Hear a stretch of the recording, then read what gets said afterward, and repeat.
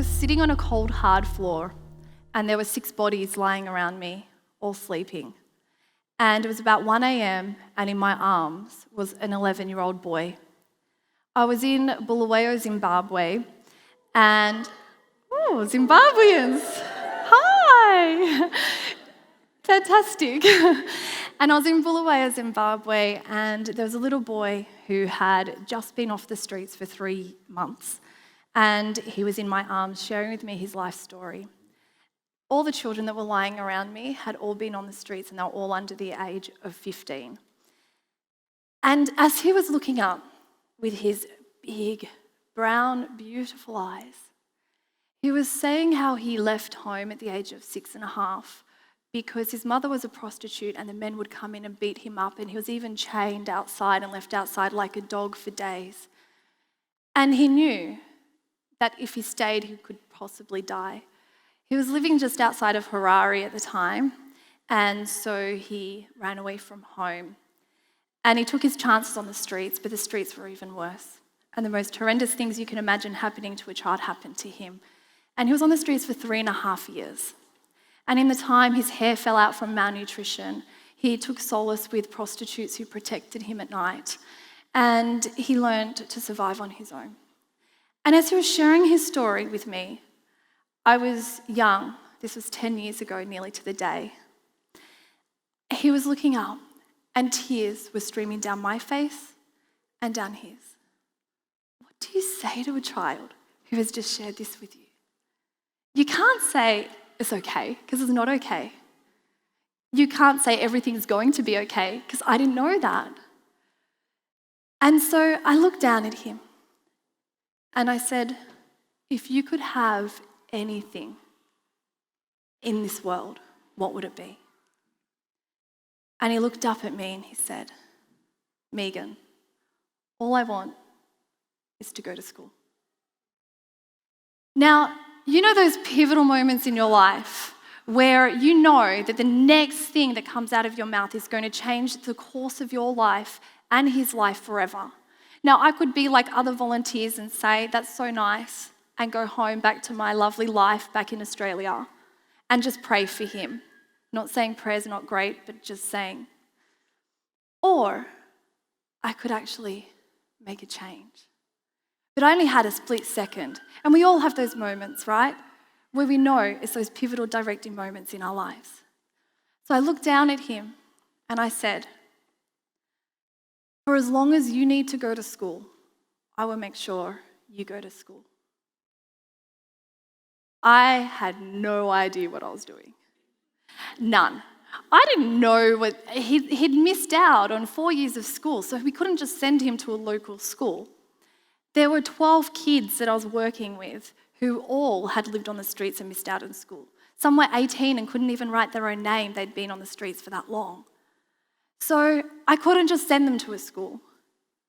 But you know what? When you know who you are, when you know your values, when you know what you stand for, when you have empowering beliefs that support you, and when you have faith in God to follow and give you the strength to pull through, you can do incredible things. And I had that. And so I spoke to a local organisation and we established a school for kids, for these boys and a few girls. 10 years later, the school is still running, and we have educated about 100 children in Zimbabwe since.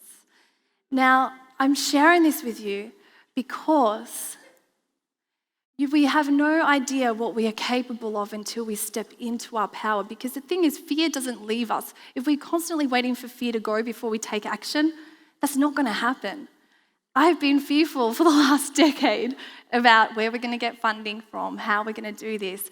We've unfortunately had a student take his own life because of the extreme poverty that he's in. He didn't see hope. So we've had opportunities where we thought, did we fail them? And it has been hard. It has been so incredibly rewarding that I wouldn't have it any other way. And that's the thing, is that so often we hold ourselves back from doing something so much greater than ourselves. Because I believe that every single person in here, God has given you a dream, a desire, a passion that is far greater than yourself, and He's put this in your heart. But we hold ourselves back because of our what we call limiting beliefs, what we call our stories that we tell ourselves. And so perhaps growing up as a child, because we form our beliefs between the ages of 0 to 7.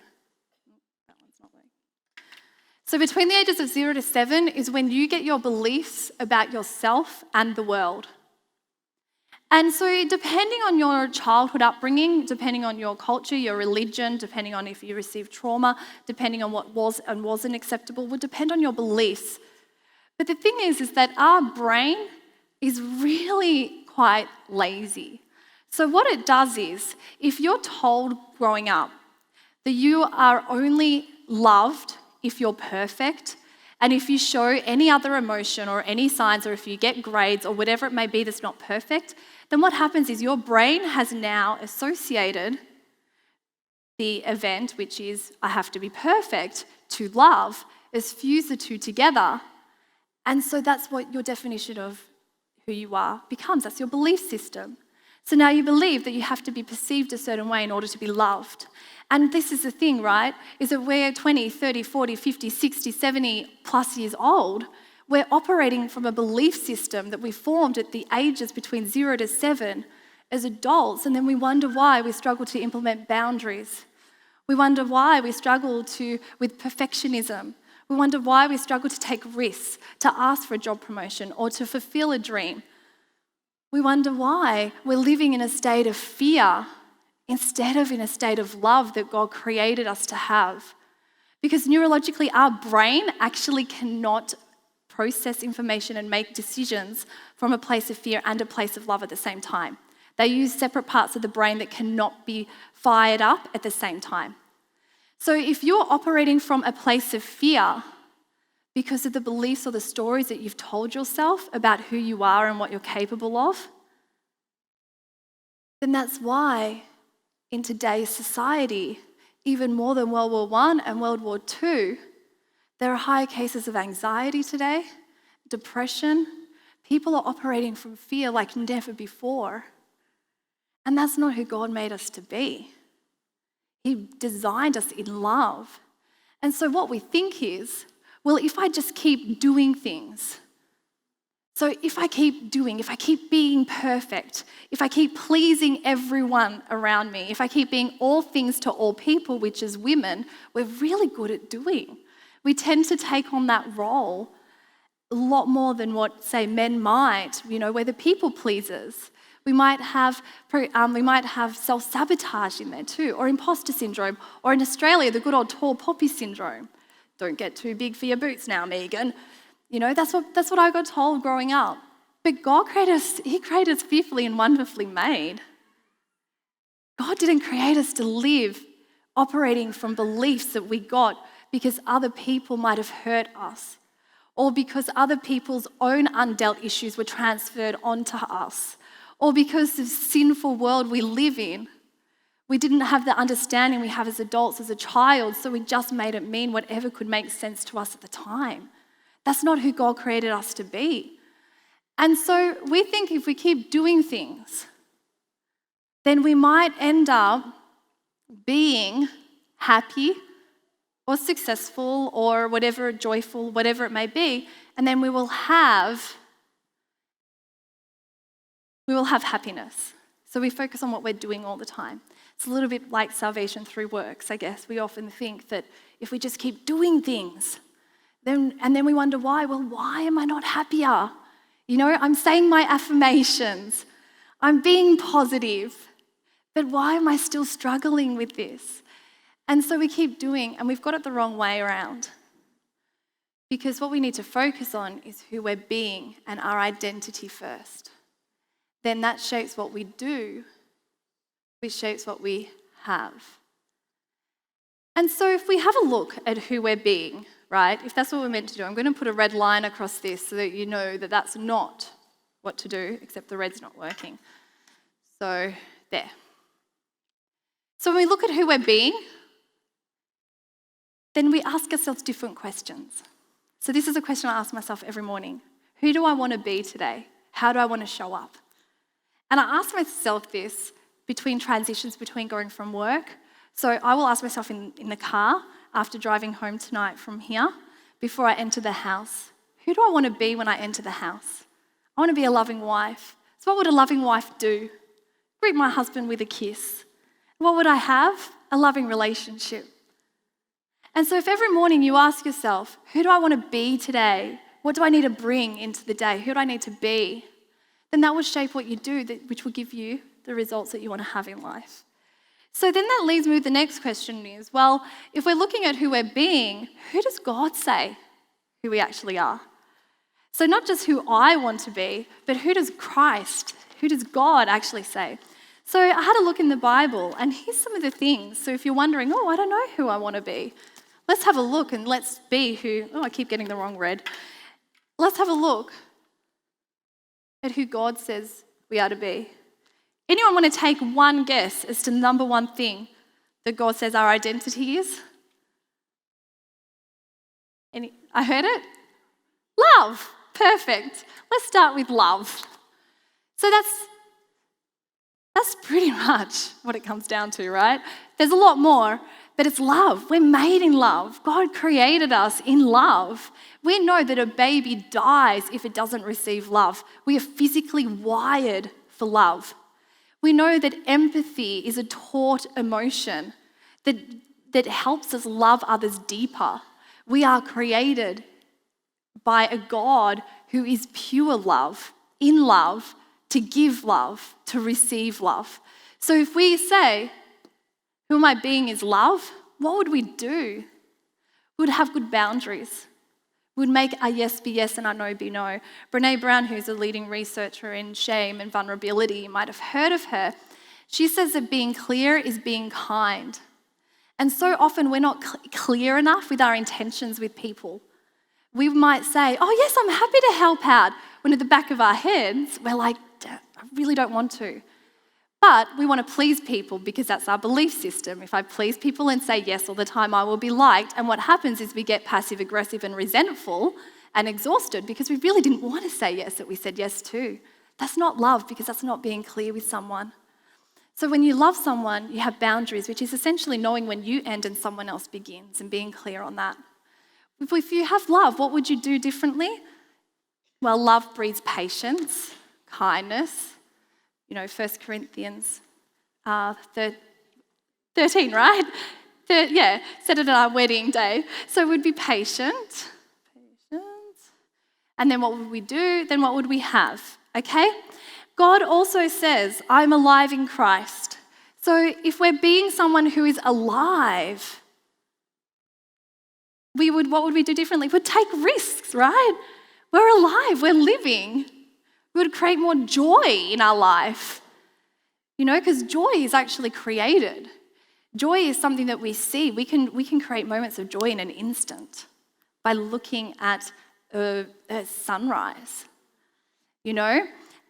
God also says that in Philippians 2:5, I have the peace that passes understanding in Christ.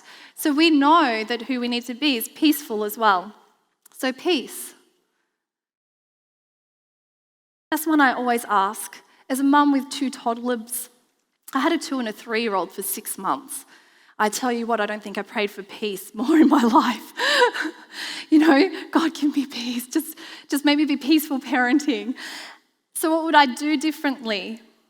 I would practice my breathing techniques to slow things down. So that's what we've got to keep going back to. God also says that our body is a temple of God, which means who we're being is someone who respects our bodies. If you respect your body, what would you do differently if you really respected your body? If you saw your body as being a temple of God, of his holy dwelling place, and he truly is, if we have Christ living within us, then it is Christ's dwelling place, then would we eat that food? Would we put the things into it would we move more often? And then what would we have? We'd have more energy. We'd release more endorphins. We'd be happier. If we respected our body, would we allow other people to treat it the way that we do? And so as you can see, when we start going through who the Bible tells us who we are, we can see that we are not designed to operate out of fear. Because these things, fear does not generate this. Fear generates anxiety, overwhelm, fear generates fear, yes. And love is who God made us to be. Now, I know it's all well and good for me to sit up here and say this, and you might be sitting there and you might be thinking, that's great for you, Megan, to say, but you haven't experienced what I've experienced in life. You don't know how hard it is. You don't know the beliefs that I've got, that I'm unworthy, that I'm not good enough, that I'm not lovable. Why would anyone love me? You might be thinking that, and you know what, you're right. I don't know what you've gone through. I don't know what you've experienced. But I know the pain of feeling completely overwhelmed, anxious, and at loss. I haven't shared this story publicly with anyone, so this is the first time I'm sharing it with you today. Feeling quite vulnerable, but I know there's strength and courage in vulnerability. 18 months ago, I had a breakdown moment. I was sitting on the kitchen floor in my house, literally like this, rocking backwards and forwards, crying hysterically. My 9-month-old baby was in his cot crying, and my just turned 2-year-old son was standing there looking at me, and I couldn't even breathe. I was just panic attack, hysterical. It was all too much. My mother had died a few years earlier. My father lived overseas. I had very little support and had 2 little kids, and my husband was working on the other side of the city and was away from home for 11 to 12 hours a day. So I was on my own with these children a lot. And my youngest, Benjamin, he didn't sleep very well at all. He had chronic reflux for the first 8 months of his life. Normally at 6 weeks, the doctor said. I got it for 8 months. So every hour and a half, around the clock, for 8 months, he would wake up, nearly on cue, and he would scream for up to 3 hours. I would put him, my husband and I had to tag team. I couldn't do it on my own. So he was like a zombie going to work, the poor man, and I was a zombie at home. And I would literally feel like I was going to kill him, and I'd have to put him down. This is like at 3 o'clock in the morning, and I hadn't slept since midnight, and he'd been screaming the whole time. And I'd have to walk out because I knew that I couldn't handle this anymore. And I'd even have to sometimes walk outside of the house so I couldn't even hear him, just so I could breathe and come back in ready to show him love again. And this happened for 8 months straight. And during the day, I would feed him, put him down, and lie awake, hearing him choking because his reflux was that bad, even up to 3 hours after a feed. So I struggled so much, and I never felt more lonely, isolated, and down in my entire life. And I'm an extreme extrovert, and I was at home all day on my own.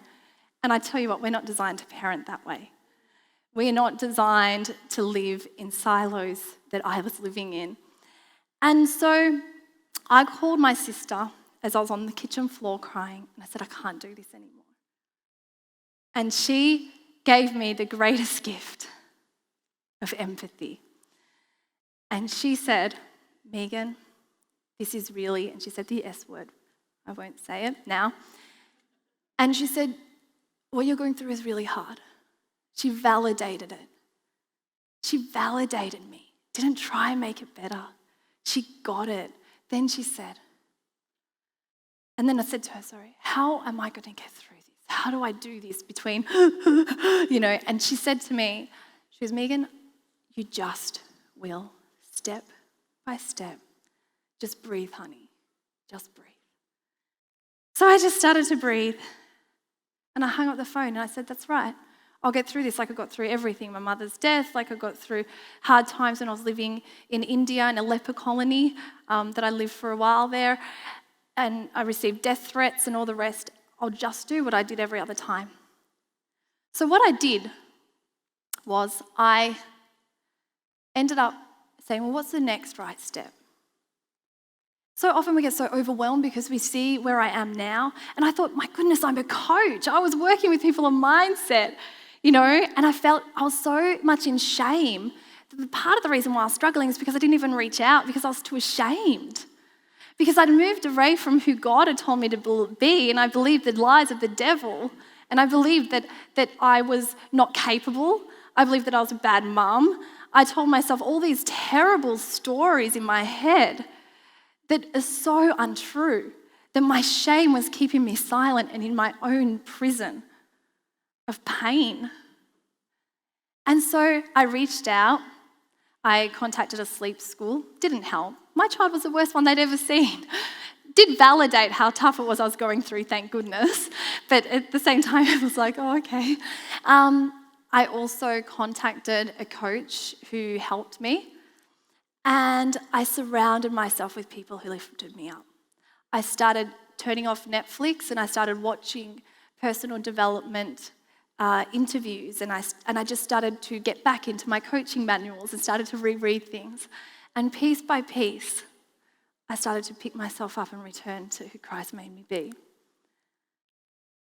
But here's the thing, right? So often we just say, I'll just pray, and we forget that God has put people into our lives to actually help us along the way too. And so I changed my beliefs, changed my story to be in alignment to who God told me or who I was. And my coach said to me, Megan, you've closed your heart. You need to open it back to love. And I thought, I can't. I was too scared. I was so scared of opening up my heart because I was in so much pain that I was too scared of even letting more love in. It was such a strange, if anyone's experienced a lot of pain, I think you'd understand the fear of opening up your heart. It's quite a scary process. She said, Megan, she's not a Christian, but she knows I am. She said, you need to connect to the source of love again. Connect back to your source of love, which is God. So that night I went home and I got on my knees, exactly like this, in front of my bed. I said, okay, breathe in and out. And I literally opened my heart up like this, physically with my arms, lifted my arms up to the heavens above. I said, God, I'm opening myself up to you right now. I'm breathing you in. And I literally just breathed in and out. And that's all I did, because I knew that I had done talking. I needed to listen. That's part of opening up, is being able to listen to God. And as I was sitting there, I ended up sobbing, really ugly cry sob. And I was just crying, and I was just like this. And you know what word came into my head that God told me? Just one word: surrender. That was it. Surrender. I don't want to surrender because I felt so out of control in so many areas of my life. I just wanted to maintain control of something. Don't ask me what. I was trying to maintain control over. And God just said to me, surrender, surrender. So I said, okay, if I'm going to surrender to you, God, you better catch me when I fall. And I tell you, I didn't even fall. God was there the whole time. So I went back to being, if I'm someone who's surrendering, what would I do differently? So I want to ask you today to ask yourself this question.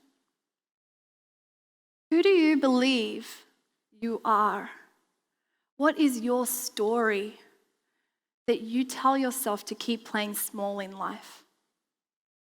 What do you need to let go of in order to step into who God made you to be? And that might mean dealing with past trauma and seeing a therapist. That might be reading different books. That might be changing your beliefs. If you believe that you have to be perfect to get love, or that you can't be too big for your boots, that's a really disempowering belief that is holding you back from stepping into who God made you to be. And I want to end with this. Through my research of if I'm surrendering God, then who is it that you want me to be? And through reading different material, I came across the original word in the Bible, in the Old Testament, that God called Eve. And in the English translation, it's called helper. But I wanted to know, what was the original word? Because she's the original woman. So who am I as a woman in God? Who did God create women to be? So I looked back, and the original word in Hebrew for woman is this. I'm going to write it on the board, and then I'll tell you how to pronounce it because it's spelled slightly differently. Z-E-R, pronounced Azer. You're smiling, you know this, right? You know what Azer actually means?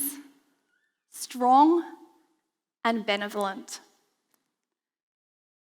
Ladies, sisters, that is who you are. You are strong and you are benevolent. You are kind and loving. That's benevolent. And you are strong and courageous. And one of my favorite authors, she refers to it, her name's Glennon Doyle. She refers to this as being a love warrior. You, my sister, are a love warrior. Now, if that's who you're choosing to be, what changes do you need to make in your life so that you can have greater love, strength, and courage in your world? That's who God has called you to be, and that's who you are in Him. Thank you.